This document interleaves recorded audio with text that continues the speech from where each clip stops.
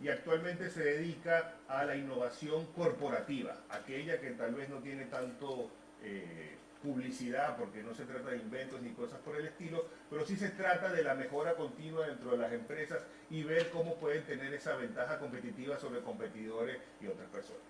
La manera en la que vamos a trabajar para optimizar el tiempo es que yo le voy a dar 10 minutos a cada uno de ellos, que seguramente me van a pedir un poco más, pero vamos a tratar de hacerlo en 10 minutos, para que podamos posteriormente tener un diálogo y discutir sobre los temas que vamos a hablar. Yo, un poco para innovar y cambiar el orden en que aparecen aquí en la presentación, voy a pedirle a Luigi Valdés que comience su presentación. Muy bien. No para que, porque me van a poner una presentación, me voy a apoyar un poquito con algunas diapositivas. Yo hasta hace muy poco, hasta hace como 4 o 5 años venía mucho a España, con la crisis y los viáticos ya como que salí mucho al mercado, y he estado en 111 ciudades de América Latina hablando de innovación. Entonces quiero hacerle un poquito de comparación y cuál es la visión que tenemos nosotros de innovación. Me llama la atención cuando yo venía a España y le preguntaba a los jóvenes, trabaja mucho con emprendedores, ¿a quién le gustaría ser empresario? Me da la atención que un 4 o 5% alzaban la mano. Dice, ¿no les gustaría ser empresarios? Dice, no, pues aquí vivimos bastante bien trabajando para alguien. Ahorita les voy a decir las diferencias, ¿no? Y en México yo, o en América Latina, en cualquier lugar de América Latina les pregunto, ¿quién quiere ser empresario? Y el 99% alza la mano, ¿no? ¿Cuál es la diferencia? Por ejemplo, ustedes creo que tienen un mes de vacaciones al año. México tiene 5 días de vacaciones al año. Entonces, otro dato interesante, y voy a empezar a ponerme así, ¿cuál es la diferencia básica? Es que en España el gerente general gana 5 veces más que el último empleado en promedio. En México es 52%, ¿sí? O 52 veces más el gerente general del último empleado, ¿sí? Otro dato muy interesante es cuál es la edad promedio. ¿Ustedes saben cuál es la edad promedio de España? ¿No? O sea, si sumamos todos los españoles y sacamos la media, ¿cuál sería la media? Están en 42 años, ¿sí? La edad promedio en España. En América Latina la edad promedio es de 26 años. Entonces, el caso de México es que tenemos 60 millones de millennials, 60 millones de jóvenes abajo de 26 años, que todos usan la computadora, todos tienen Facebook, todos están comunicando de una manera distinta. Entonces, de ahí tenemos una cuestión muy diferente. La gente de México, los jóvenes, saben que si quieres tener casa, tener carro, viajar por todo el mundo, siendo empleado nunca lo vas a hacer. ¿Sí? Otro dato curioso es la penetración de internet y los smartphones. Voy a ofrecer algunas cosas, pero me llegó un libro que tengo resumido y se los ofrezco, te voy a poner en mi correo, se llama El poder de la tercera pantalla. Y dice, todos estamos manejando por la tercera pantalla. ¿Cuál fue la primera pantalla? La televisión. Nada más que la televisión te decía lo que tú tenías que ver, alguien orientaba los contenidos. La segunda pantalla fue la computadora, por la tercera pantalla es el smartphone. México tiene 100 millones de líneas, de las cuales el 40% es smartphone. Pero como las llegadas de los productos chinos, cuidado porque Apple va a tener problemas y Samsung se está defendiendo, para el año 2020 el 75-80% de los teléfonos van a ser smartphone. Ayer nos presentaron 5 proyectos muy interesantes aquí mismo y los 5 tienen que ver con smartphone. Entonces, si tenemos 60 millones de milenios, ¿qué es lo que estamos buscando precisamente? Ese tipo de negocios. ¿Sí? Ahora, yo acabo de leer ahorita en la prensa de ustedes que tener a un español empleado te cuesta más o menos 2.500 euros al mes. En México, con 400 euros, tienes a tu gente trabajando. Entonces, para nosotros, tener infraestructura y tener un negocio físico y hacer cosas no es tan difícil. Aquí se vuelve mucho más complicado. Otro dato curioso es el endeudamiento de una cosa que llamamos la carrera de la rata. ¿Qué es la carrera de la rata? Esto viene de un libro de Estados Unidos. Dice, ¿cuántas personas de la población económicamente activa en México podrían pagar sus deudas si quisieran? O sea, ¿cuántos están endeudados? El 96% de los mexicanos están endeudados, que no podrían pagar sus deudas. Entonces, ¿cuál es el panorama que tenemos? Es un país de jóvenes que no tienen trabajo, que ganan muy poquito y que están endeudados. ¿Sí? O sea, en el español más puro están bien jodidos, porque finalmente ese es el horizonte que tenemos. Sin embargo, también el nivel que tenemos para estar creando oportunidades se está resultando muy interesante, ¿no? ¿Sí? Y otro dato curioso es que estaba leyendo las estadísticas, México asigna el 0.6% del Producto Interno a investigación y desarrollo. en promedio América Latina es 0.3%. España está queriendo ir por 1.7 cuando los países más avanzados del mundo están por entre 3 y 4, que es Corea, Japón y Estados Unidos. Entonces la pregunta es, nosotros no podemos innovar en base a investigación y desarrollo porque no estamos generando dinero. Ahora, el dato de México, y de una vez les digo porque me da mucha vergüenza, es que nosotros estamos pagando más o menos el 13-14% de impuestos del Producto Interno Bruto. La evasión fiscal es un deporte que se practica mucho, que estamos tratando de cercar, pero entonces no tenemos dinero para muchas cosas, ¿no? Esta es la parte introductoria. Ahora, ¿cuál es la visión que tenemos en América Latina sobre innovación? Que eso puede ser muy interesante. Entonces, ¿cuál es la diferencia entre creatividad, invención e innovación? Porque vamos a partir de ahí. Creatividad entendemos que es un proceso mental individual que se le da a una persona y que se genera en la base de tu cerebro, ¿no? Es una cuestión de conexión. Cuando tú lo aterrizas, se convierte en invención. Cuando encuentras un mercado que te lo compre, se llama innovación. Entonces tenemos todos los tres procesos. Generar la idea, aterrizarla y tener un mercado que te lo pueda pagar, ¿no? Entonces, a raíz de esto es bien interesante porque ese es el enfoque que estamos teniendo en México y mucho en América Latina. Nosotros tenemos tres jugadores en un proceso de innovación. Uno es el científico loco, ¿no? La persona esa que te genera el nuevo producto, que te genera el desarrollo, que está en el laboratorio y que te va diciendo lo que es nuevo. Pero si no investimos en investigación y desarrollo, pues con eso no podemos jugar. El otro es el empresario, que tiene todas las ganas de hacerlo, pero aquí distinguimos dos tipos de empresarios. El que sí quiere cambiar, que te dice que sí quiere cambiar, y el que sí quiere cambiar, pero en verdad no quiere cambiar, ¿no? Pero finalmente están ocupados abriendo el negocio, cerrando el negocio y tratando de jugar con las variables que tienen en el mercado, ¿no? ¿Cuál es la figura que nos interesa? La figura que interesa nosotros le llamamos los Steve Jobs. Y los programas que tenemos en México es buscando los Steve Jobs. ¿Quiénes son los Steve Jobs? Las personas capaces de conectarte oferta y demanda. Steve Jobs, si se dan cuenta, no inventó nada, ¿eh? Ha sido el pirata más grande de la historia después de Leonardo da Vinci y siguiendo como decía Picasso, que dice los inteligentes copian, los genios robamos, ¿no? ¿Sí? Entonces finalmente él, todo lo que él tiene, no lo hizo él. ¿Cuál es la ventaja? ¿Y qué logró Steve Jobs? Juntó oferta y demanda. Encontró lo que quería el mercado y encontró quién lo estaba haciendo. Y esa es la figura que nosotros queremos formar, ¿sí? Ahora, ya para acabar, porque sé que tenemos muy poco tiempo, les quiero poner un reto interesante porque aquí son bien solemnes, ¿no? Todo el mundo trae solemnidad, y entonces vamos a romper un poquito con eso, pues al fin y al cabo soy latino, ¿no? Entonces finalmente dice, ¿cómo generar un nivel de pensamiento de este nivel? Voy a poner 5 imágenes, ¿no?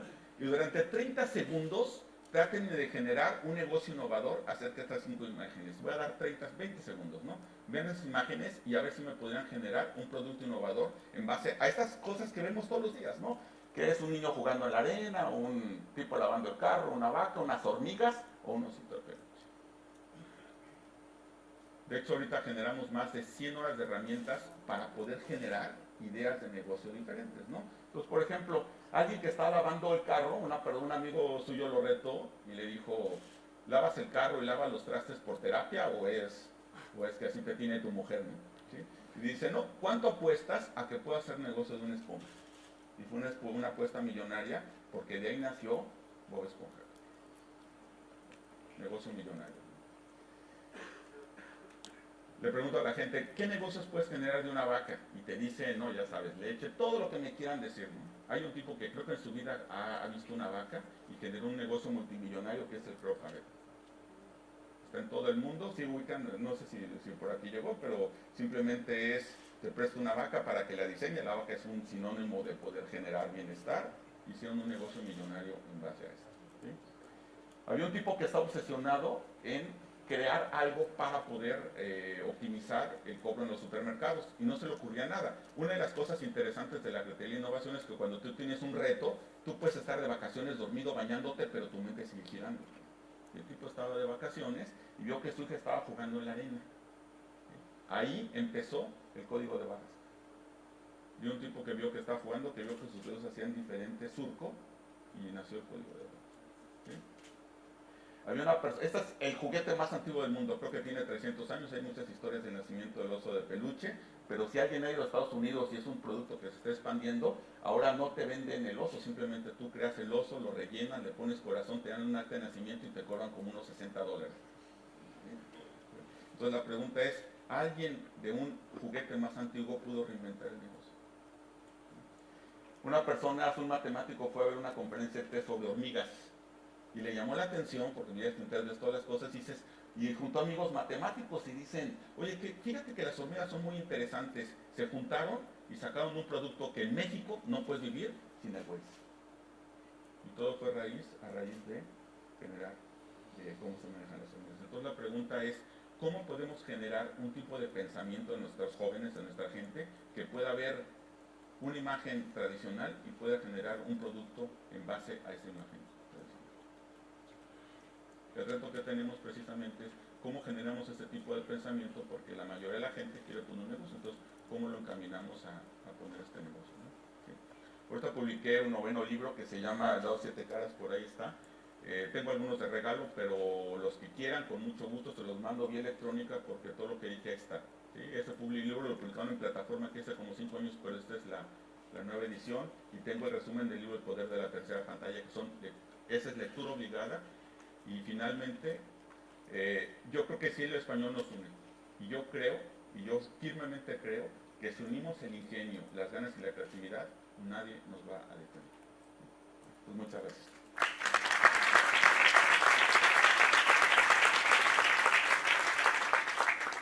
Gracias, Luigi. Muy provocador. Yo estoy aquí viendo el sombrero de Guillermo, a ver si se me ocurre algún negocio, pero no me viene nada todavía a la cabeza, así que vamos a seguir pensando a ver si alguna cosa se nos ocurre. Ok. Creo que no vas a ganar mucho con ese negocio, pero vamos a seguir pensando. Okay. Ahora, bueno, después de que nos han provocado de esta manera de ver de cosas que no pensamos que pueden salir negocios, yo creo que un papel importantísimo en esto de emprender, hay mucha gente que siempre se enfoca, bueno, es el sector privado, son las empresas, son ellos los que tienen que venir con la idea genial y crear el nuevo producto o el nuevo servicio, pero lo cierto es que, nos guste o no, siempre ha habido políticas públicas para apoyar este tipo de iniciativas. Y han habido políticas públicas para apoyar a veces directamente a los mismos emprendedores a través de políticas de innovación, o han habido políticas públicas como por ejemplo de aumentar el I+D. Y yo quisiera, yo sé que vas a hablar a lo mejor de algún otro tema, pero sí me gustaría mucho saber, digamos, cuáles son tus reflexiones acerca del papel de los organismos y cómo nosotros podemos apoyar este proceso de generación de ideas y de innovación. Muy bien. Bueno, buenos días a todos. Es un placer estar aquí y compartir esta oportunidad de hablar de cosas serias con una sonrisa. Es algo que nos podíamos proponer todos. Porque estamos hablando del futuro y para quienes son jóvenes el futuro siempre es lo mejor que está por llegar. Hablabas, ¿no?, de la Edad Media, eso es una gran fortaleza, sin duda. Yo quería hablar efectivamente del contexto donde la innovación se produce, porque eso es algo que tiene que ver con los agentes. Y creo que al final aterrizaremos en esta cuestión de el factor humano de la innovación, si quieres. O sea, que no estamos muy lejos, ¿no? Agradezco mucho a Luigi que ha puesto un poco el toro en suerte, como diríamos aquí. Bien, yo quisiera hablar de esto que se plantea aquí, pensar en Ortega, yo y la circunstancia, del contexto donde la innovación se produce y cómo se debe provocar un contexto favorable para que esto sea así. Es difícil apuntar, si leemos un poco el planteamiento de la jornada, cuáles son las ideas centrales de la innovación. Y por eso yo pienso que quizá el primer gesto de grandeza sea ser humildes en esta cuestión, precisamente. Y reconocer que esto de la innovación es un fenómeno complejo. Digamos, porque eso nos ayuda quizá a ver las cosas con más claridad. Reflejando precisamente esta cuestión de la complejidad de la innovación, surge la idea en políticas públicas del sistema de innovación. Esta es, digamos, la contribución de Chris Freeman. Este año se cumple precisamente el 50 aniversario de SPRU, que es el Centro de Investigación en Innovación de referencia en el mundo, en la Universidad de Sussex. Y esta idea del sistema refleja precisamente esa complejidad. Necesitamos una serie de piezas o de elementos. Más recientemente se habla del ecosistema. Entonces, quizá esto es una reflexión con la que podríamos empezar, ¿no? ¿Es el sistema o son los ecosistemas? Ya se ha citado esta palabra previamente. Si recordáis, Michael Porter en los años 90 hablaba del clúster como una concentración geográficamente próxima de industrias y entidades especializadas en un sector determinado. Y esta es una visión que ha tenido mucho impacto en todo el mundo, también en España. Cataluña y País Vasco en particular adoptaron esta visión. Pero claro, esta visión de Porter no predice otras cuestiones que hemos visto que han sucedido. Por ejemplo, la emergencia de sectores nuevos en lugares inesperados. Biotecnología en Silicon Valley, no es algo, digamos, que a uno se le ocurre, ¿no? Silicon Valley era el lugar de los electrones, pero no de, digamos, de las probetas. Países como Taiwán o Corea que han encontrado su lugar en el mundo de la innovación cuando no tenían una concentración geográficamente de sectores existentes. Por tanto, surge un poco una crítica que a mí me gusta citar, que viene a complementar esta visión de Porter, que es la de este profesor Jerome Engels, que habla de los clústeres de innovación. Y se centra, por tanto, más que en los elementos del sistema, en los comportamientos. Y esto es algo que, si pensamos en las personas, es lo que los mueve a la acción, precisamente. A las personas nos mueve sobre todo aquellas cosas en las que queremos. Uno no hace, por ejemplo, un análisis de cuál es científicamente la mujer ideal del mundo para casarse. Se casa sencillamente porque cree que esa es la persona con la que tiene que casarse. Y esto es así también cuando uno hace negocios, cuando se plantea crear una nueva empresa. Esto que se llama la creatividad, pero también la determinación, digamos, y que tiene que ver, como Steve Jobs nos recordaba, con la pasión con la que uno afronta pues, explorar lo desconocido, que es lo que hace un investigador y lo que hace también un emprendedor, es abordar una propuesta de negocio nueva. Bien, por tanto, podríamos concluir en esta primera parte que entre la visión del sistema, si queréis, la del ecosistema es como más dinámica, yo la entiendo como más alejada de la colaboración institucional, si queréis, o la I+D colaborativa, y más cerca de la colaboración entre las personas. Y esto es lo que sucede en lugares determinados, en Silicon Valley, donde algo hay en el aire, digamos, y esta cuestión, digamos, de los comportamientos, de las convicciones, es la que conecta a las personas. Ya digo, hay similitudes en las conexiones, en las dos visiones, pero hay diferencias en el objeto. La unidad de análisis es más local en el ámbito de los ecosistemas y es más nacional tradicionalmente en lo que se llaman sistemas nacionales de innovación.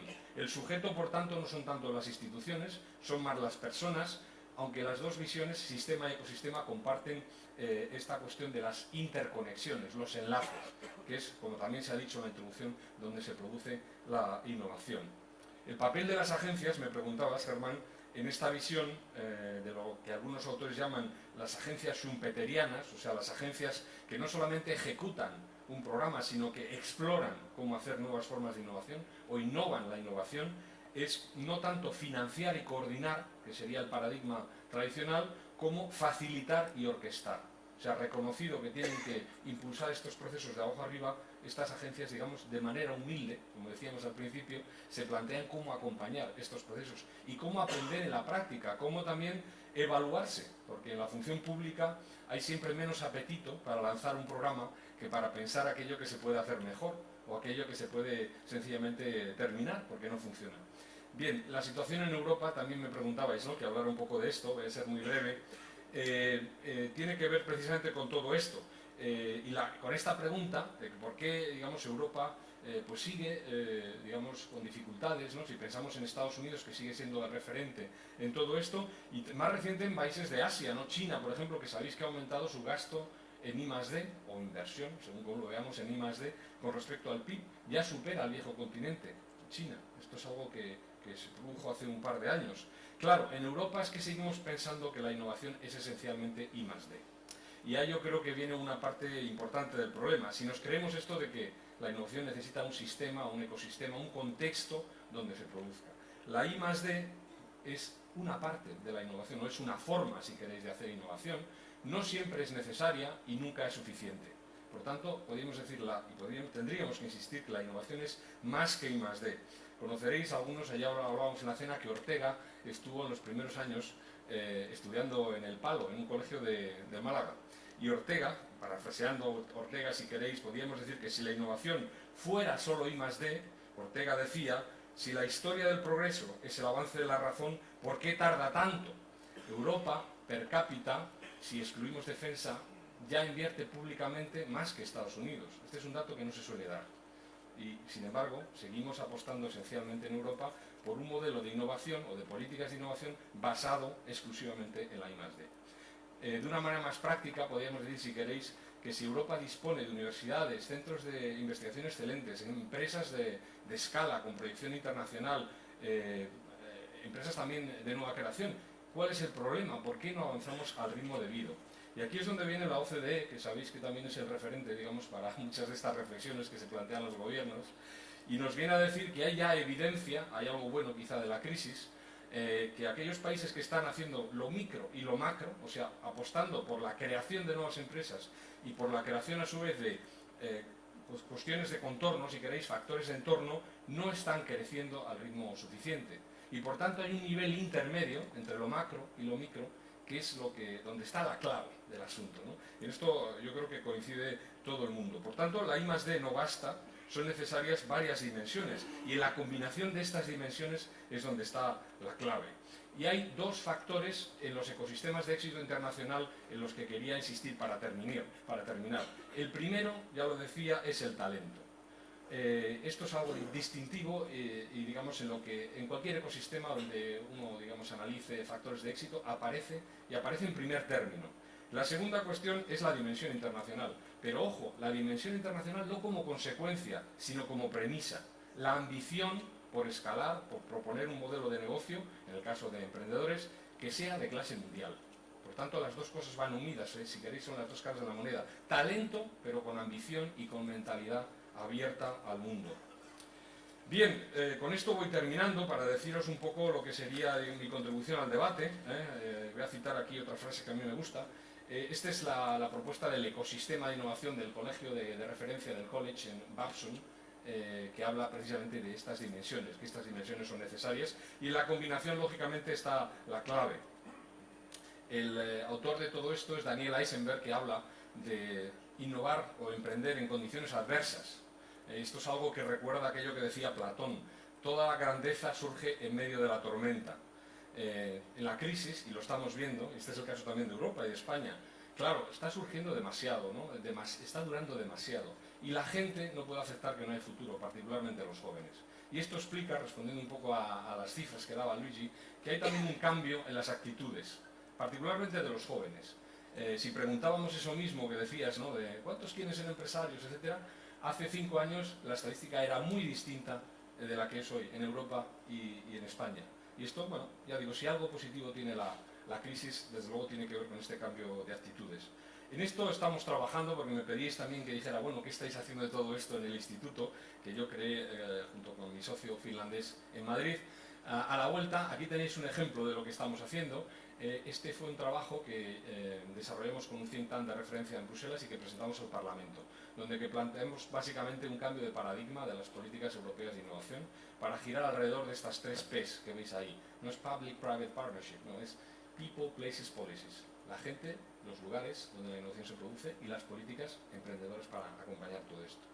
Y aquí viene la sorpresa, porque 2 meses después de esto descubrimos que el Chief Innovation Officer de Juncker, del presidente, ha hecho suya esta visión. De hecho, dice esto mismo que digo yo: la innovación es complicada. Esto, digamos, es algo que compartimos con él en el Parlamento. Y esta visión también, como digo, de pasar de la visión de la I+D colaborativa o del laboratorio del mercado, esta historia en la que estamos, digamos, detenidos desde hace tanto tiempo y que no termina de funcionar, a poner, si queréis, más foco en esto que os decía al principio: el factor humano y el factor social de la innovación, el yo y las circunstancias de Ortega. Quería terminar con esto para deciros que mi visión es muy esperanzadora, que creo que hay esperanza, que hay futuro, y que, porque nadie, y esto también lo decía Luigi al principio, nadie tiene el monopolio del talento. En esto sí que hay democracia total. No hay ningún estudio que demuestre que estos países del mundo, estos son más tontos o más listos. Digamos, tenemos toda la capacidad para mirar al futuro, digamos, con esperanza. La innovación es esencialmente cambio, lo decía Guillermo también al principio, y las personas son el reflejo del mundo. Son, en buena medida, la cristalización de lo que hay por hacer. Una persona es, sobre todo, una promesa de futuro. Y yo creo que de eso, desde luego, en esta comunidad iberoamericana hay mucho, y espero que podamos compartir el camino en buena medida. Gracias y estamos abiertos al debate. Chao.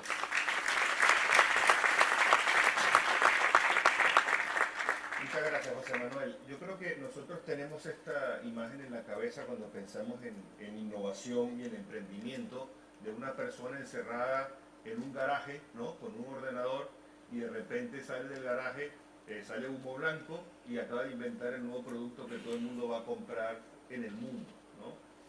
De hecho, este mecanismo o este sistema es algo que hemos apoyado con políticas públicas, porque nos hemos cansado de tratar de darle herramientas a los emprendedores para que vengan con estas ideas geniales y hagan cosas, ¿no?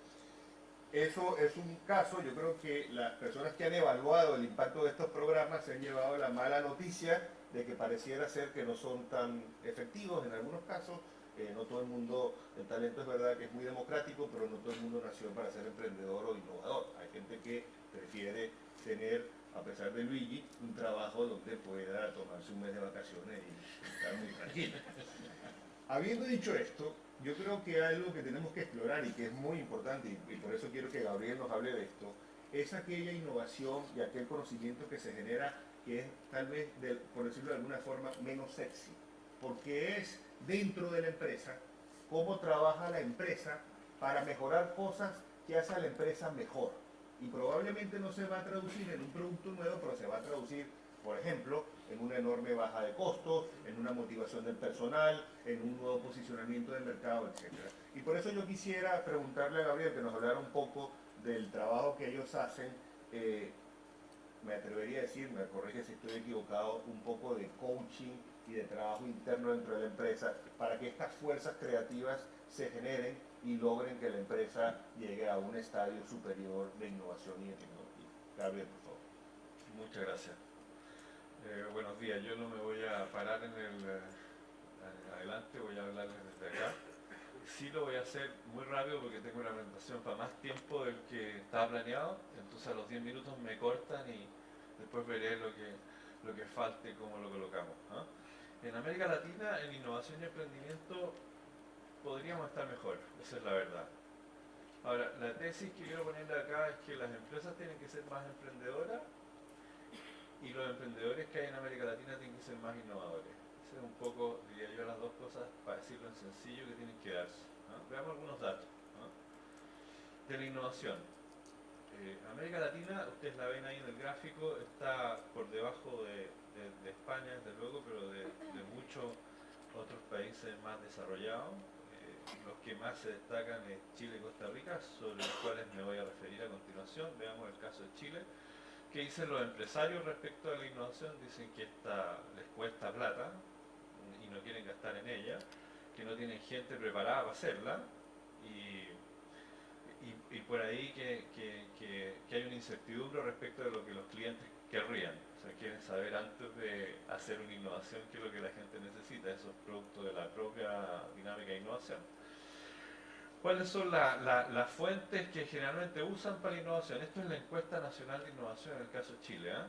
Las fuentes internas, o sea, la principal fuente es interna. Eso quiere decir que la gente que trabaja en la empresa es la que más puede hacer por la innovación, más no necesariamente está preparada y más no necesariamente tiene los recursos y más no necesariamente la empresa tiene la organización para hacer eso. ¿Qué se dice de Chile? Que está llena de chilenos. Eso es lo que dice Ricardo Hausmann. Y bueno, le dice a los colombianos que también está llena de colombianos, ¿eh? Ahora esta firma del Tratado de Paz seguramente los va a beneficiar con un ambiente más, porque es un país bellísimo, digamos, para que pueda tener más gente que se mezcle con el mundo local. La productividad de Chile, y es como este tema que se toca ahora en la mañana, los sectores que empujan a hacer crecer la economía es baja. La minería, que es más importante, ha tenido desempeños negativos. Cuando se habla de la productividad o la productividad total de factores, se tiene que entender que es aquello que se puede mejorar en la empresa por la vía de conocimiento nuevo o maneras nuevas de organizar el trabajo en la empresa, y eso está fallando. No solamente en Chile, en general en América Latina se crece por otros elementos que por la productividad, se crece más bien por inversión extranjera o por decisiones, digamos, que son todavía previas al desarrollo. Nos falta mucho en ese sentido. La matriz productiva de Chile, esto me quedó mal, pero el de Costa Rica está un poco mejor. Dice que principalmente es cobre, minerales, productos muy básicos, exportamos digamos, materias primas, no cosas elaboradas. Costa Rica, que está pegadito al lado de Chile. A todo esto es bien importante decir que está pegadito Costa Rica a Chile, pero Chile es un país que invierte mucho en innovación. El año 2014 fue el año de innovación y el presidente decía, Este año pusimos 1.000 millones de dólares en innovación. Parecía que le íbamos a pagar el palo al gato, como se dice en Chile. O sea, que íbamos justamente a pegar el país creció hasta entonces, pero después ahora estamos creciendo al 1%, o sea, estamos, digamos, en una posición muy débil. Costa Rica, en cambio, no invierte tanto a nivel público en innovación, pero tiene una política de inversión extranjera directa de alta tecnología muy buena. O sea, hubo hasta hace poco una fábrica de Intel ahí, hay un centro de conocimientos de Intel y tiene casi prácticamente a todas las empresas de medical device del mundo instalada, por tanto tiene una base en ese sentido muy fuerte, muchas empresas de base tecnológica, y aquí tenemos una matriz productiva completamente distinta. Esto es con Intel, pero sin Intel esto no ha bajado muchísimo porque lo que son instrumentos médicos ha crecido. Y ustedes tienen ahí ya una pista de lo que de alguna manera se puede hacer entre españoles y latinoamericanos, porque por ejemplo, si se fijan, hay muchos productos básicos, pero está el tema de alimentos, productos alimenticios, donde ustedes tienen mucha capacidad, mucha inteligencia, mucho know-how y muchas necesidades que se pueden completar ahí. Después yo voy a dar ejemplo y se va a entender que esto tiene todo el sentido del mundo, ¿no? Costa Rica es uno de los países que puede hacer esto. Colombia, por supuesto, La Paz es un país que se puede volver agribusiness, pero potentísimo, y necesita mucha ayuda, no necesariamente solamente inversiones, también talento humano que se va a instalar allá, gente que se mezcle. Cuando partió la crisis económica y España dejó a mucha gente desempleada, eso por ejemplo tuvo beneficio en la academia. En Chile, por ejemplo, hay una universidad que se llenó de académicos españoles. Perú no ve una cantidad importante de españoles y es una cosa que ha fertilizado esa sociedad. Por lo tanto, esto es muy bueno. Los campeones en esto de innovación, por ejemplo, como Estados Unidos, bueno, no solamente tienen sistemas, recursos, financiamiento, sino que además hay un tema como de cómo lo hacen, de la mentalidad. No necesariamente es la única forma, porque si uno ve China hay otra manera de impulsar la innovación que no necesariamente es la que hacemos en Occidente, y también es muy campeona. Seguramente en la conversación vamos a volver a referirnos a ella.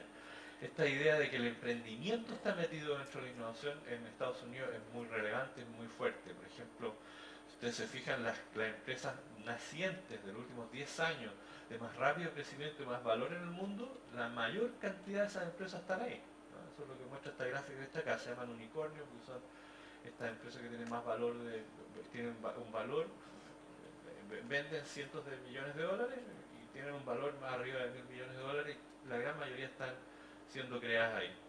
Esto entonces nos dice que la innovación tiene que ver con agilidad, o con emprendimiento, pero un emprendimiento sofisticado. No es el que estábamos acostumbrados a ver en América Latina. Veíamos un emprendimiento de jóvenes, y hablábamos mucho de eso por un lado, y veíamos una innovación que era I+D, digamos, muy formal, de laboratorio, y ahora estas cosas se empiezan a mezclar. Y es necesario entonces que la empresa, si quiere pensar en innovación, piense también en un modo de hacerla, como ocurre, digamos, en Estados Unidos, a propósito del emprendimiento. Esto que estamos viendo acá, estas gráficas que estoy colocando acá yo, son de varias industrias, que son industrias donde tienen jugadores gigantes en el mundo, globales importantes, pero que están siendo atacadas con ayuda de capital de riesgo por miles de emprendedores. Esto es consumo masivo, estos alimentos, si ustedes se fijan, hay sustitutos de alimentos acá. Yo me acuerdo haber hecho un taller hace un mes atrás con una empresa de cárnicos de Centroamérica que tiene presencia en varios países, y veíamos el caso de la impresora esta que hace carne, bife. O sea, aquí están fritos los uruguayos que producen, digamos, carne por montones. Imagínense, la carne se puede hacer con una impresora 3D. Ya no necesitas vaca, ¿no? Entonces, bueno, esto está pasando, ¿no? Está pasando que hay capital de riesgo en algunas partes. Aquí en España y en Europa hay menos, pero no lo puse, no lo alcancé a colocar, pero tengo el dato exacto de dónde y cuánta y qué gente está invirtiendo en España y en el resto de los países de Europa en capital de riesgo, y eso está amenazando la empresa establecida, o está haciendo más dinámica cualquiera de estas que estoy mostrando en la gráfica, la industria de automóviles, y bueno, y aquí hay, digamos, aquí aparece, digamos, este nuevo Steve Jobs, que es Elon Musk, ¿no es cierto?, que el dueño de Tesla. Hay muchos cambios que están ocurriendo. Esto es la industria hotelera, una industria muy importante para ustedes, que tiene muchos negocios digitales que están haciendo. Yo no puse el de las finanzas, pero en las finanzas se está hablando de que los bancos van a sufrir, por lo menos en Estados Unidos, una muerte por 1000 cortes, porque hay un montón de sujetos enfocados en negocios específicos que lo que hacen es desagregar, desintermediar, etcétera, a los bancos. Uno encuentra hoy día empresas en Silicon Valley que hacen que ya no necesite uno cajeros o ATM, y hay empresas que están haciendo eso en Centroamérica. Algunos clientes nuestros están caminando en esa dirección.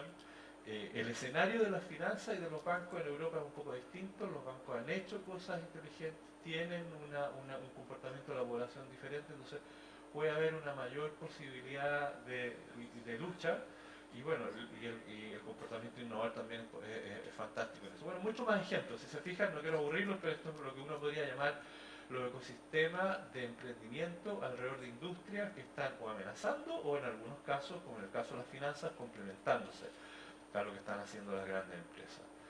Pero en este mundo que estoy describiendo acá, la innovación de la que hemos estado hablando en la mañana, que importa, es aquella que crea clientes, aquella que es capaz de crear clientes, no necesariamente la que tiene que ver con mejoras internas, ¿no? Esa es la más importante de todas, ¿ya? En el caso de las corporaciones ustedes pueden ver lo que están haciendo también en esta lógica de emprendedores acá, de invertir en venture capital. Está el crecimiento de eso, hay muchas empresas muy conocidas, algunas de consumo masivo, etcétera, que están haciendo eso. Agilidad, entonces, agilidad emprendedora para las empresas es lo que está importando, y está haciendo que estas sean mejores.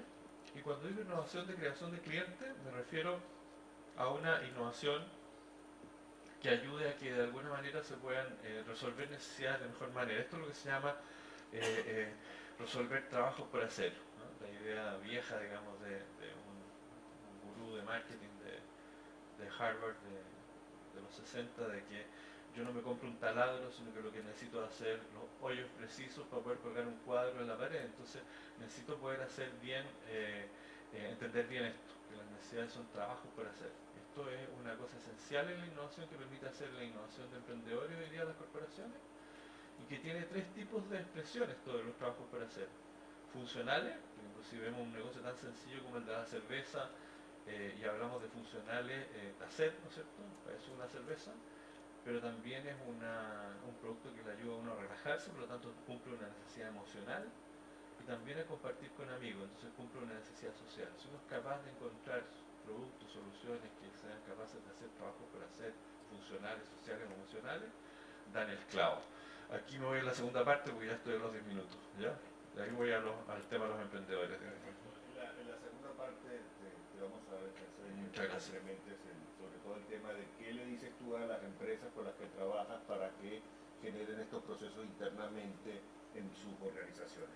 Ahora le voy a pedir a Álvaro Atilano que nos comente un poco una herramienta de políticas públicas que estamos desarrollando nosotros en CAF, Banco de Desarrollo de América Latina, y que tiene que ver con la capacidad de generar patentes, ¿no? Probablemente es una pieza del rompecabezas, obviamente no lo es todo en este mundo, pero lo cierto es que nos miden por ello, nos miden por la cantidad de patentes que podemos generar, y siempre los indicadores cuando miden América Latina salimos bastante mal parados en la generación de patentes. Pero aquí de lo que se trata es de generar valor para las empresas y para los negocios. Y obviamente en la medida en que tengamos una patente que valga algo, ¿no? Y que pueda eventualmente darnos rédito, eso es de lo que se trata el juego.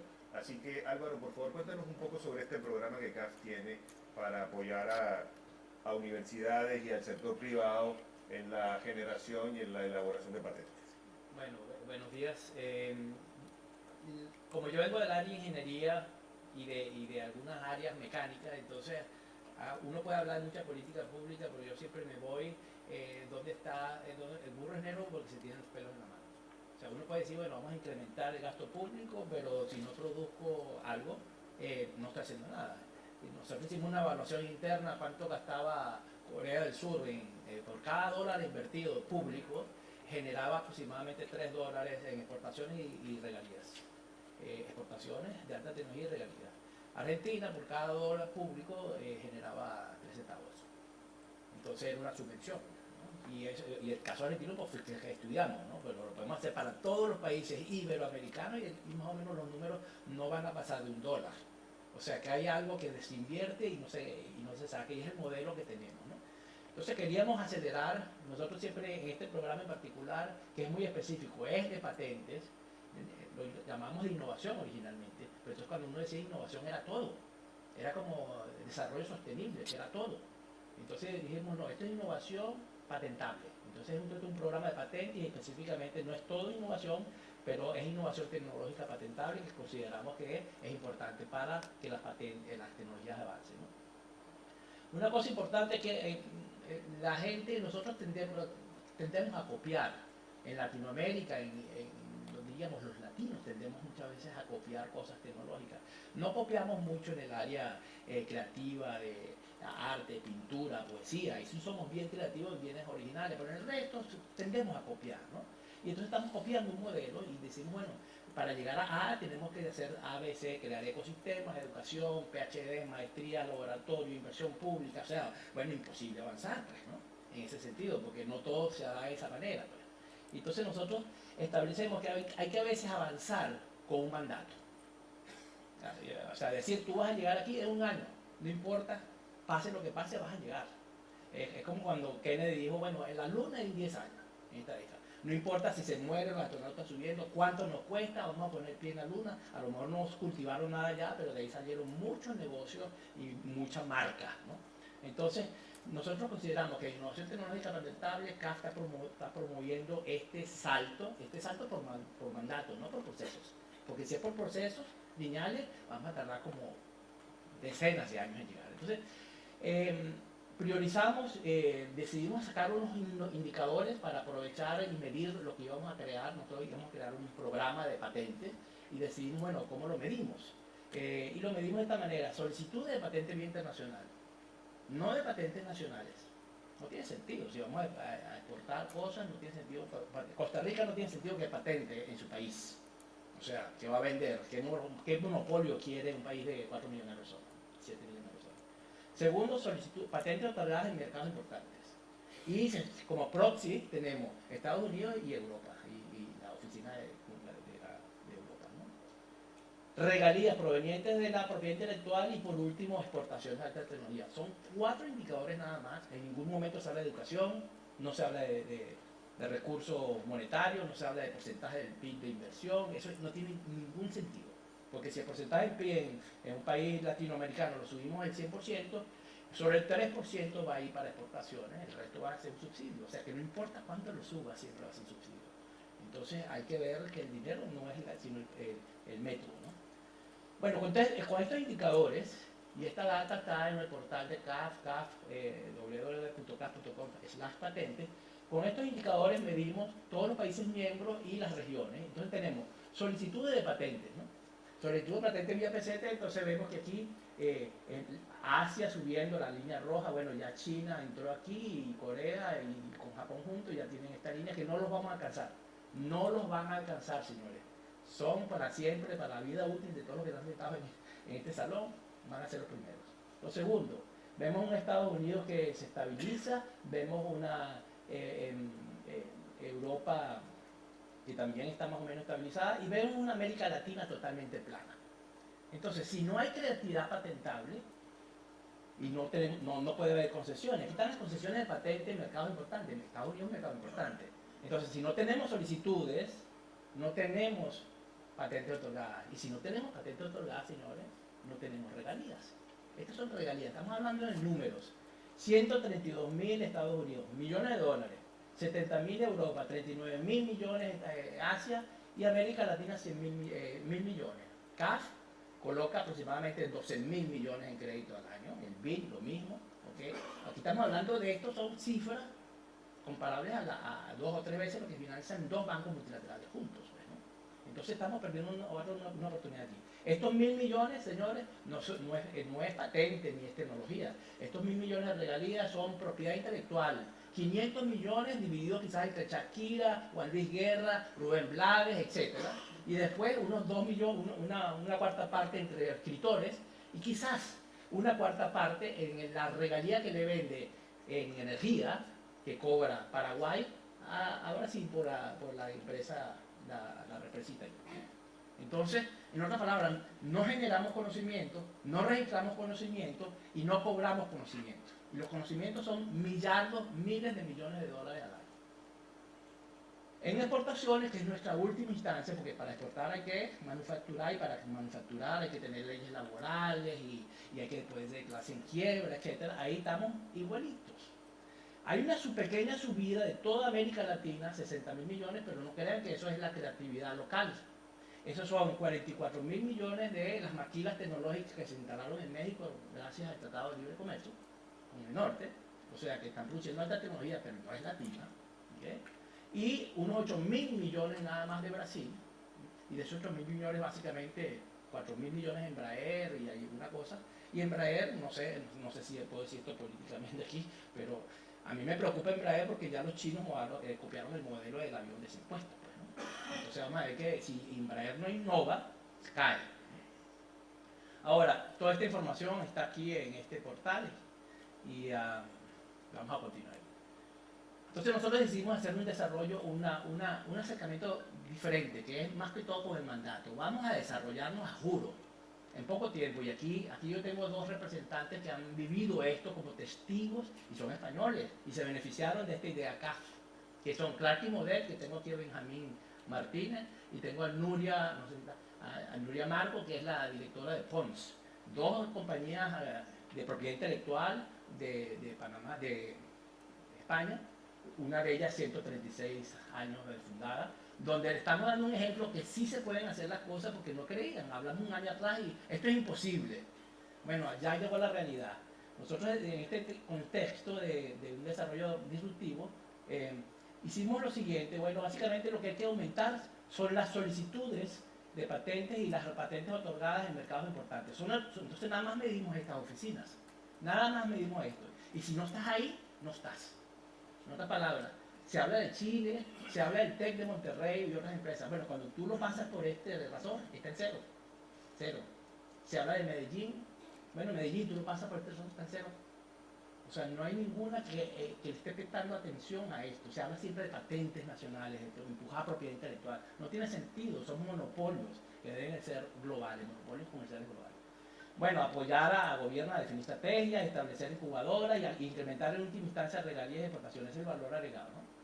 Ahora, aquí de las características, hay una importante aquí que es la segunda que yo pongo, que en realidad la iniciativa, su propósito, su principal propósito es desacoplar ciencia de tecnología. En otras palabras, casi un mandato, es decir, casi un mandato diciendo, si tienes un PhD, tú más o menos no clasificas mucho para esta tecnología. Porque aquí lo que queremos hacer es innovación, mucho innovación antes de investigación y innovación donde puedas participar sin necesidad de tener una educación formal. Porque caímos en la trampa de que para avanzar I+D tenemos que tener laboratorios, doctorados y maestrías. Eso no nos dio, como los resultados que vimos anteriormente, no avanzamos ni en exportaciones, ni en regalías, ni en solicitudes, ni patentes, ¿no? Ahora, para esto CAF dividió el sistema, o como lo llamamos, ecosistema, sistema, como lo llamemos, en tres. El ecosistema de innovación basado en ciencias, investigación científica, que es lo único que hace Latinoamérica, y es bastante lo que hace Iberoamérica. El sistema basado en el ingenio, en la ingeniería y la tecnología, y el ecosistema basado en desarrollo de aplicaciones y software. Cada uno tiene un modelo de desarrollo, de negocio, de inversión, de propiedad intelectual muy diferente. Muy diferente. En el primero, para poder patentar, tienes que probar que funciona. Una molécula que funcionó, curó el cáncer, entonces la puedo patentar. No puedes decir, voy a patentar esta molécula que cura el cáncer, porque alguien te va a decir, demuéstrame lo que cura el cáncer. Después tienes el segundo modelo, que es innovación tecnológica de genialidad, como la de Da Vinci. Crea un paracaídas que es triangular. El paracaídas es nuevo, novedoso, útil, legal y no obvio. No tiene que decir, la patente no dice que tiene que funcionar. En Estados Unidos tú registras el presidente de la propiedad intelectual que cumpla que sea legal, nuevo, útil y no obvio. ¿Okay? Entonces me es fácil monopolizar por 20 años esa tecnología. Y por último, el sistema basado en software y aplicaciones. Es tan rápido que tú puedes generar un software y una aplicación este año y 3 años más tarde estás muerto. ¿Okay? Entonces, de esa manera, fíjense el perfil de Corea, basado en esta que vimos aquí, el perfil de Corea. Patentes de científica, patentes de ingeniería y patentes de software. Estados Unidos, científica, ingeniería y software. Japón y cualquier país exportador siempre tendrá la columna primera de patentes científicas basadas en ciencia, basadas en laboratorio, siempre mucho menor. ¿Okay? Cualquier país iberoamericano, todos, la columna azul es la más alta y la más pequeña siempre es la de software. ¿Okay? Entonces estamos haciendo ahí algo. Y ahora, bueno, escogimos de una manera arriesgada. Dijimos, bueno, pero hagamos una política pública diferente. Agarremos un país pequeño, en este caso Panamá, pudiese ser Uruguay, Paraguay u otro, Bolivia, pero tiene que cumplir con lo que queríamos. Solicitudes PCT, entonces tiene que ser miembro del PCT, del tratamiento del Tratado de Cooperación de Patentes, ¿no?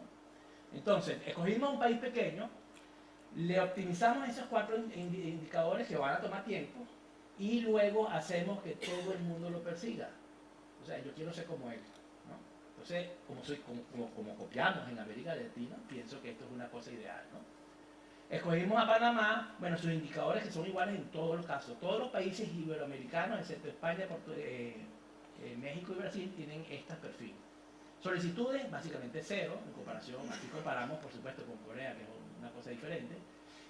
Concesiones, 2 nada más, fíjate, 2 durante años.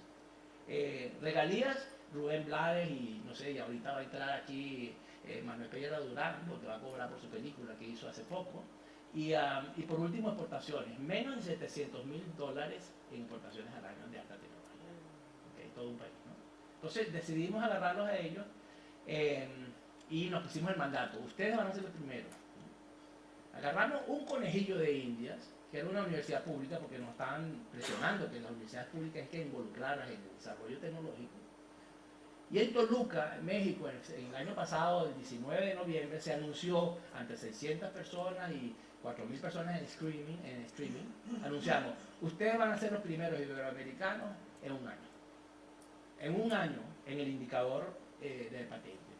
Fuimos, ya en 3 talleres que hemos hecho en los últimos 8 meses, logramos generar 52 solicitudes de patentes, se están registrando ahorita, que la está registrando Pons, ahí está Nuria, eso que ella puede más tarde, si quieren hablar, validar que han entrado 52 solicitudes de patentes para la Universidad Tecnológica de Panamá en los últimos 2 meses al ser registradas por Pons en PCT, ¿no? Con eso ya colocamos esta universidad en esta lista de las primeras 50 universidades generadoras de patentes vía PCT, solicitudes del mundo, ¿okay?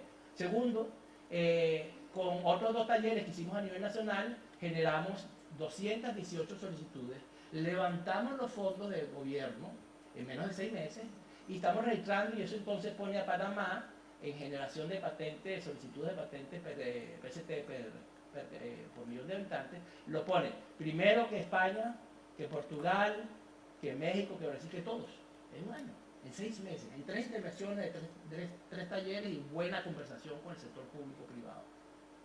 Y ahora, para verlo en los diríamos, indicadores este es el indicador del Global Competitive Report, vemos que saltamos. Con esa intervención nada más de 3 talleres en Panamá, Panamá va a saltar en un año de la posición 96 a la posición 28.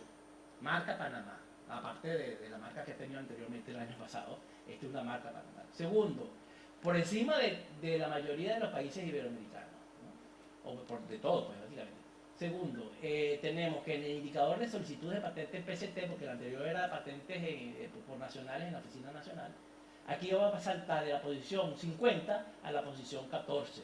Todo ese salto en un año. Ni Corea, ni China, ni Israel, ningún país ha hecho esto en la historia. Entonces, y esto con una intervención bien específica. Y eso por encima de todos los países latinos, incluyendo Francia, ¿no? Y por último, todo esto que vimos anteriormente se hizo en aproximadamente 8 meses de intervención y con este presupuesto, $1.300.000, de los cuales CAF puso 413.000 y el Estado puso $1 millón. ¿Okay? Misión cumplida con el primer indicador. El indicador ese de patentes, el indicador de solicitudes. Ahora tenemos que esperar que maduren 2 años para que se conviertan en algunos otorgamientos y ahora tenemos que atacar el de regalías. Ahora yo, y esto lo pueden ver ustedes en los periódicos, ponen Panamá, Patentes, Iberoamérica, CAF, y le van a salir una retaíla de artículos, ¿ok? Y entonces yo propongo, así como que dice propuestas para el futuro en español, ¿no? Esta es la tabla de las primeras 50 universidades que solicitudes PCT vía internacional, vía OMPI del 2015. 48% de todas esas universidades hablan inglés, ¿ok? Aproximadamente un 15% japonés, un 15% coreano, aproximadamente un 10% chino. Hay 3 israelitas y una de Dinamarca.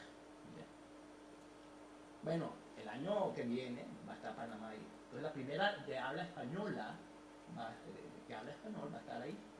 En este caso fue latinoamericana. ¿Okay? Nosotros podemos hacer una estrategia para que en un año el nombre de Málaga esté ahí, como Málaga. Que sea la primera universidad española en entrar en esta lista. Y podemos tener una estrategia que en 3 años el 20% de las universidades que están aquí sean de habla hispana. Ese es el reto que yo propongo aquí de un futuro de español tecnológico, que abarquemos y tiñamos esta lista de español. Muchas gracias.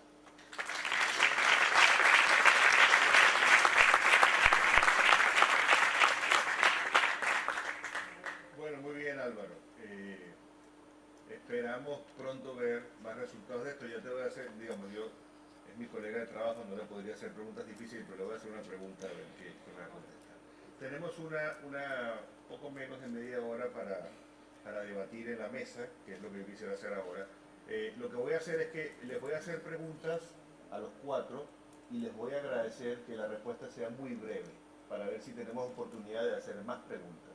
Y quisiera dirigirme a ciertas cosas que ustedes mencionaron en sus presentaciones iniciales, para tratar de sacar un poco más de jugo a sus brillantes intervenciones, que la verdad estoy muy complacido con lo que el panel nos ha aportado esta mañana. Voy a empezar en el orden en que empezamos a presentar con Luigi. Luigi, ayer, no sé si era con otro de nuestros colegas chilenos que estábamos conversando este tema de los millennials, y que hablábamos del vino, ¿no? Producto muy importante en España. Y mi colega chileno me contaba que en el tema de los millennials, y como tú hiciste tanto énfasis en el tema de la diferencia de edad, a los millennials no les gusta el vino. Por lo menos no les gusta el vino como nos gusta a nosotros, un poco más, no tan mayores, pero un poco más mayores, pero les gusta, parece que les gustaría a granel.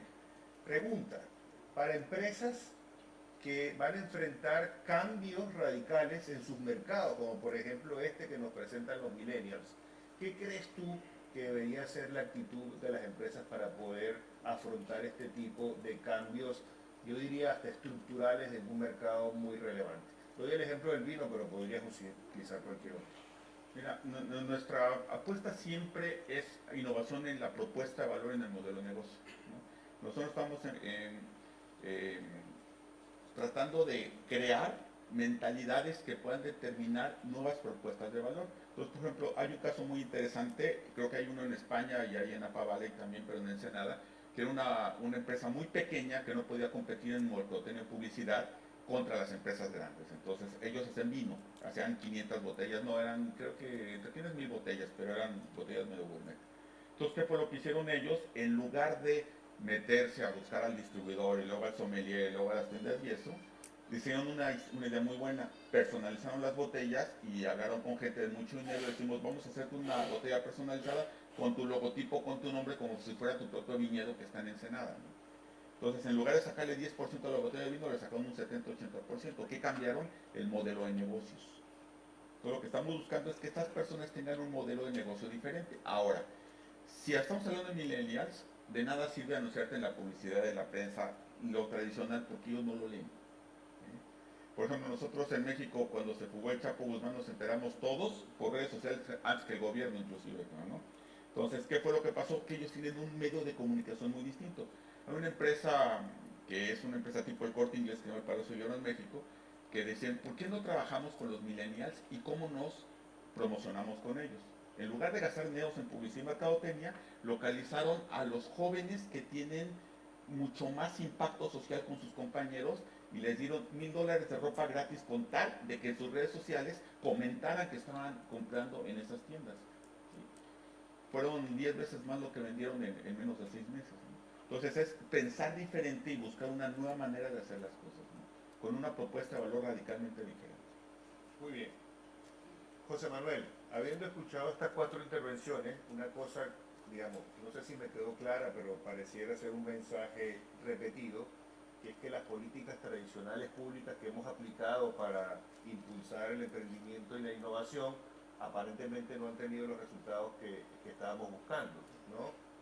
Álvaro daba una cifra de rendimiento por dólar invertido en lo que recibíamos, y a mí me gustaría preguntarte a ti, viendo que ahora estás en esta nueva misión de tratar de adelantarte a los acontecimientos, ¿qué crees tú que nos falta en las políticas públicas? ¿O cómo deberíamos pensarlas para poder apoyar estos procesos disruptivos de innovación y de emprendimiento? Sí, es una pregunta que se está haciendo mucha gente, ¿no? Porque ya decíamos, la crisis dura demasiado y se sigue hablando de que la innovación es sinónimo de competitividad, etc., pero hay que ver que esto sucede. Hay un debate en Europa que quizá os haya llegado también, o de los ecos, que es el del Estado emprendedor. Una profesora, de hecho, que nos acompañaba esta semana, Mariana Mazzucato, es, digamos, la campeona de esto. Y ella plantea, es muy evangélica, o sea, trabaja en ese centro de Sussex que he citado ya, el SPRU, y habla del Estado emprendedor en una doble vertiente. Tiene mucho que ver con esto que decía Luigi, como el Estado como que sea capaz de atraer también el talento. En una doble vertiente, si queréis. Por una parte, que se complique también la vida al sector público haciendo lo que predica. O sea, no solamente animando a que las empresas innoven, sino en su propia labor pública, que sea capaz también de arriesgar una parte y experimentar y aprender, etc. Esa es una parte de su mensaje, que se aplique lo que predica. Y la segunda cuestión que encuentro también evangélica es esto que llama ella la profecía autocumplida. Si insistimos en que todo lo que tiene que ver con la función pública es aburrido, burocrático, etc., y todo lo que ocurre en la empresa es fantástico, dinámico, etc., pues va a ocurrir precisamente eso, que es que la gente con capacidad de iniciativa, etc., no va a ir al sector público. Y entonces eso es lo peor que puede suceder. Keynes decía que la labor, es una cita de Mazzucato también, que la labor del sector público es no es hacer un poco mejor, un poco peor lo que ya hacen los individuos, sino es hacer posible lo que no hacen los individuos. Y esta es la cuestión que ha venido a subrayar Mazzucato. Cita, por ejemplo, el caso, dos casos paradigmáticos. DARPA, la agencia de defensa en Estados Unidos, que se suele presentar como un caso de I+D, de misión, Mission Innovation.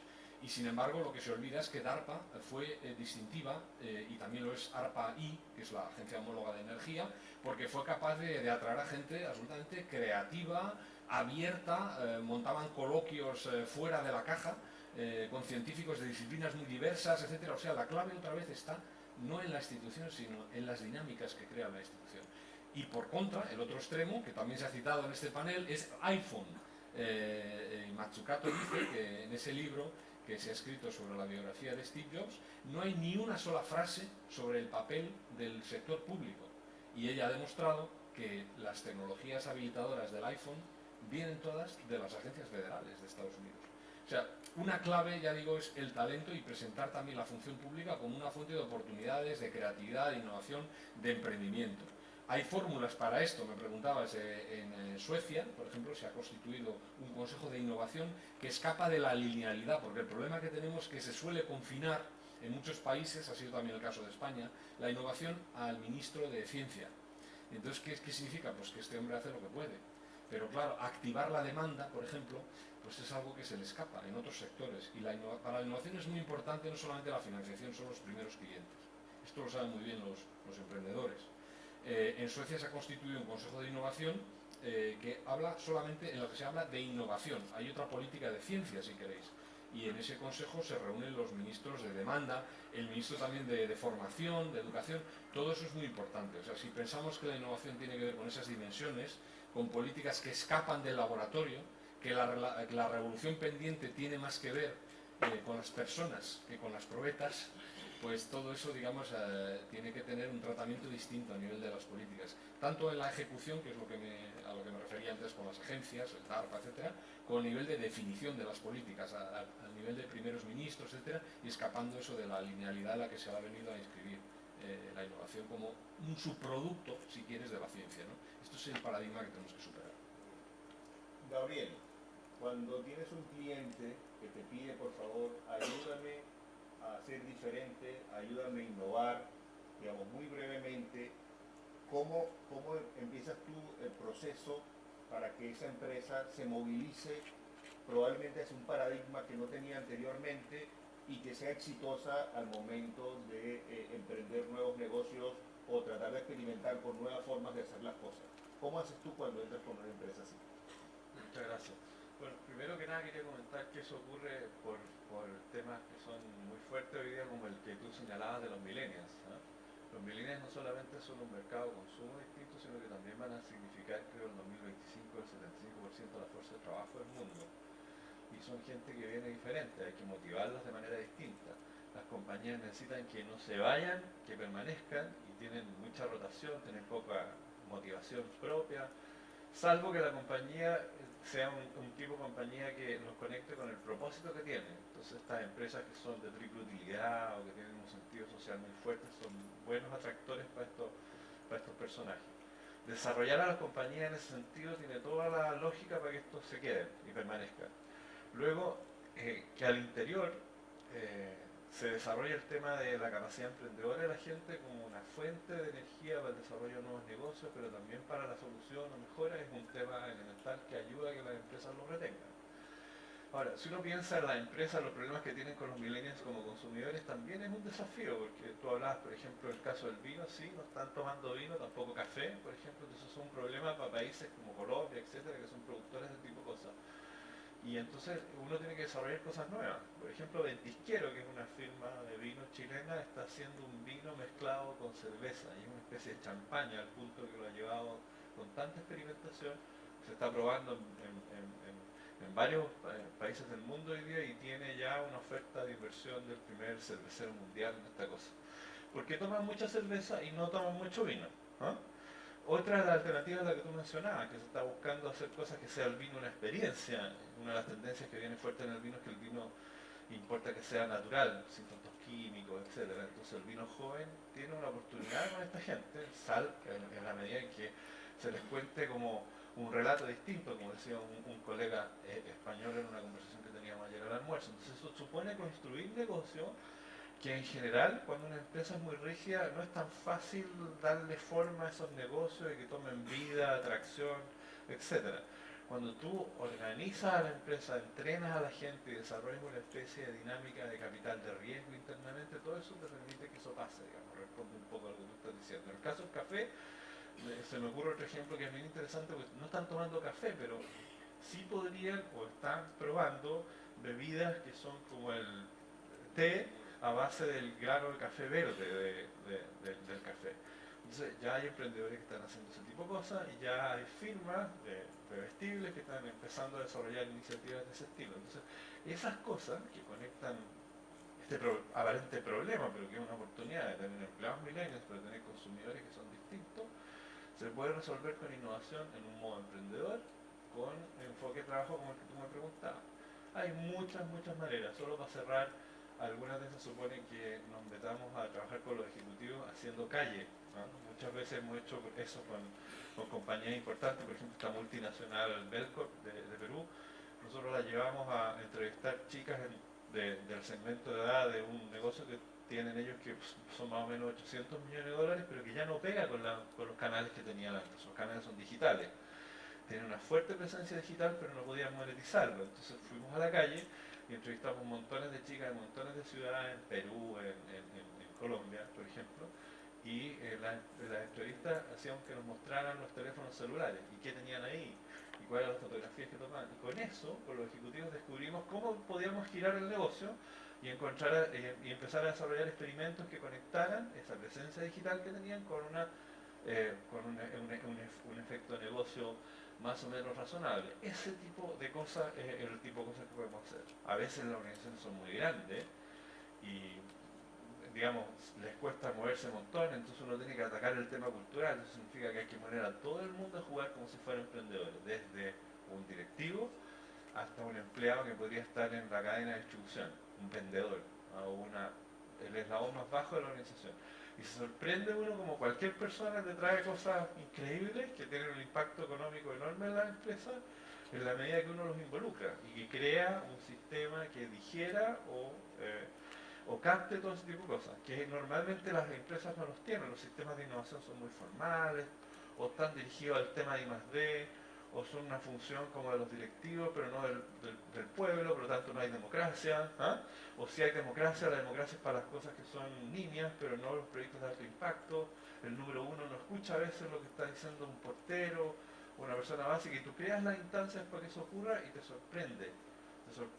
O sea, nosotros cuando hacemos cosas de esa naturaleza tenemos siempre el número uno mirando las iniciativas que hemos sacado, dice, he aprendido cosas que no sabía de mi compañía, preguntándole a los empleados sobre una idea o que tiene impacto en mejora interna o que es un negocio completamente nuevo. Es sorprendente. Te voy a hacer una pregunta de sí o no. Esta tendencia que vemos ahora en empresas como Google, que nosotros la tenemos allá en donde trabajamos, o lo he visto también en TripAdvisor, de que cambian totalmente los ambientes de trabajo, colocan máquinas de pinball, rocolas, cosas, digamos, hacen de verdad disruptivo el ambiente de trabajo con lo que uno está acostumbrado. ¿Tú crees que eso tiene impacto o no tiene impacto o depende del tipo de empresa? Yo creo que depende de la empresa, ¿eh? Si una empresa, no sé, nosotros trabajamos por ejemplo con el banco líder de consumo en Centroamérica y los banqueros, bueno, son como, yo me puse corbata hoy día, pero generalmente trabajo hasta con short, ¿eh? Con pantalones cortos. Es muy formal un banco. Y cuesta sacarlos de eso. Y de repente no es el tema, es a lo mejor su punto de apoyo y seguridad. Lo importante es que hagan cosas que realmente tengan impacto en el negocio. Y uno tiene que encontrar la beta para eso. A veces, digamos, no es trivial, digamos. Hoy día los bancos tienen un desafío enorme de digitalización. Incluso lo tienen al interior, porque tienen empleados que son de cierta gama de la organización que no están digitalizados. Y con estos millennials están simplemente liquidados, porque la gente ya no quiere ir a una sucursal bancaria, quiere hacer las cosas en su celular. Y entonces hay bancos que se están creando que son derechamente ya solamente digitales y solamente están en el celular, no tienen sucursales. Aún en América Latina los bancos crecen con sucursales porque hay un pedazo del mercado que quiere ir a la oficina, o porque hay segmentos que no están bancarizados, entonces todavía tienen una oportunidad de hacer eso, pero van a tener que modificarse y girar. Como lo están haciendo varios de los bancos, en este caso hay 2 o 3 bancos, uno al menos español que es líder a nivel mundial en estas cosas. Y eso tiene que ver con haber entendido estos cambios relevantes. O sea, hay cosas que son, yo creo que eso es más... yo te lo pregunté porque estoy tratando de convencer a Guillermo que nos ponga una máquina de videojuegos en la oficina, pero ya me has contestado que eso no va a ser posible. Somos muy Álvaro, digamos, a mí me pareció impresionante lo que has presentado, algo de esto conocía, pero tengo una preocupación y te la voy a decir a ver qué te parece. Porque a mí me parece muy bien que la Universidad de Panamá el año que viene va a aparecer en este ranking y va a aparecer que registra, ¿no? Pero mi pregunta es, ¿cómo se traduce esto en crecimiento, desarrollo y dinero? Eso creo que es importante, porque no necesariamente, y tú bien lo dijiste, una patente se traduce en lo que Luigi nos decía, que es una nueva manera de hacer las cosas. La pregunta es, ¿cómo ves tú el proceso de traducir esto? Y si tú crees que en realidad solo a través del patentamiento o poniendo mucho énfasis en el patentamiento a juro, como tú lo llamas, podemos lograr objetivos mucho más concretos. Bueno, empecemos primero pensando lo siguiente, que gracias al universo, las patentes te dan un monopolio por 20 años.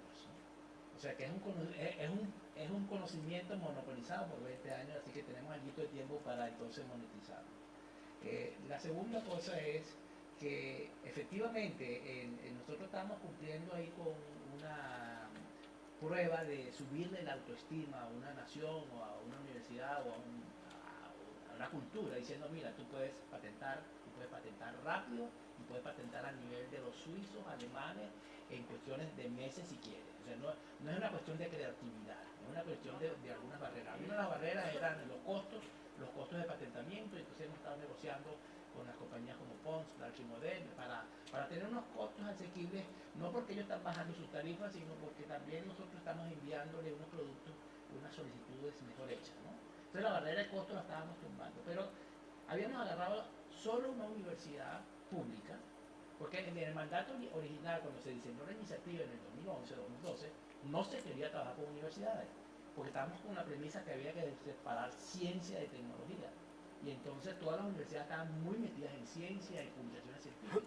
Pero las presiones, los powers that be, las presiones globales de CAF y de sus miembros, implicaban que había que trabajar con universidades. Entonces agarramos una, la Universidad Tecnológica de Panamá, y era pública.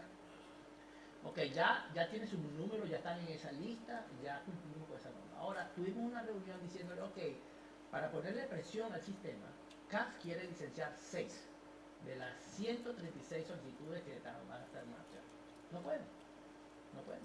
No hay manera de que puedan. Ni siquiera tienen un contrato de licenciamiento. No saben cómo hacerlo y no saben. Entonces, bueno, estamos trabajando en eso. De paso, le dijimos al Estado, juntos nos reunimos todas las universidades, todos los consultores públicos de todas las universidades, los consultores jurídicos de la Universidad de Panamá, más todos los consultores jurídicos de los ministerios de Economía y Finanzas, Senacir, todos los actores, dijimos, esto no va a funcionar. O sea, cumplimos la primera meta, pero para comercializar hay que tumbar 3 cosas. Uno, la universidad en Latinoamérica, o en España se ve también mucho así, la universidad pública tiene que poder transferir la tecnología al sector privado. Es la titularidad, no el licenciamiento. Si no hay transferencia de titularidad al sector privado, no va a haber comercialización. Puede haber comercialización en el área de farmacia, en el área de nano, porque entonces el sector privado ve toda la infraestructura que tiene el sector público universitario y dice, bueno, tú tienes los laboratorios, tú te tomas todos los riesgos de comprar las máquinas, porque yo te licencio y tú trabajas. Pero si tú vas a inventar un juguete, un paracaídas que le interesa a una compañía de deporte extremo, y es lo que me interesa tener eso a ti en tu universidad pública. Y es que la tecnología para ir a hacer lo que le da la gana, ¿no?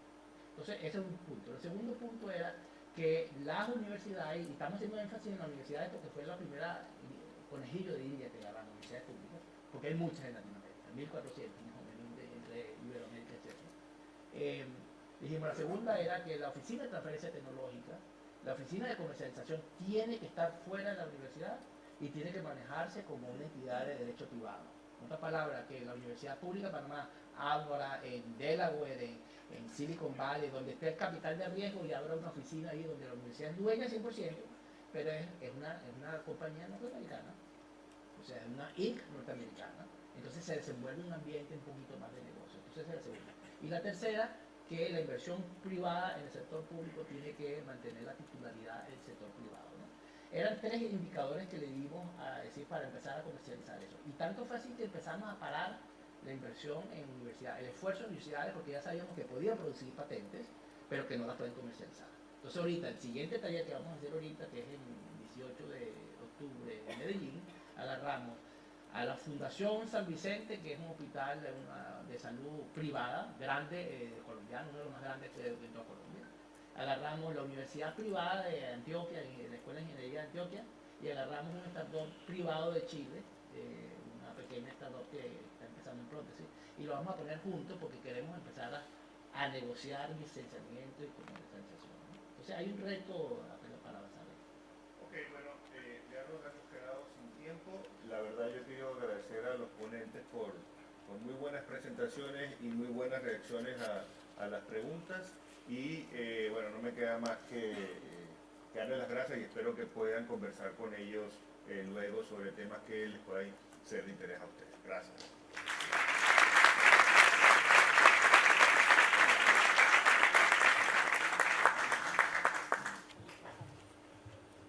Pues muchas gracias a todos por sus intervenciones y hacemos ahora una pequeña pausa. Nos vemos en 15 minutos.